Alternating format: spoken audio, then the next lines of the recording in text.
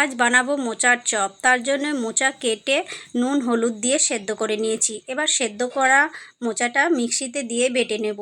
একটা পাত্রে ওই পেস্ট করা মোচা, একটা সেদ্ধ করে ম্যাশ করা আলু আর একটু কষানো মশলা দিলাম। এই মশলাতে আছে রসুন, আদা আর জিরে।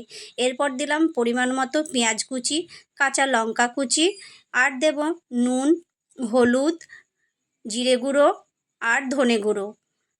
এরপরে দেব 2 চামচ চালের গুঁড়ো। এরপর ভালো করে মেখে নিলাম। পরিমাণ মতো চিনিও দিয়েছি। তারপরে চপের আকারে তৈরি করে নিলাম। আগে থেকেই বেসনটা ফাটিয়ে রেখেছিলাম। এরপর বেসনে চুবিয়ে ভালো করে লাল লাল করে ভেজে নেব। দেখো কি সুন্দর লাগছে দেখতে। তারপরে একটা পাত্রে নিলাম।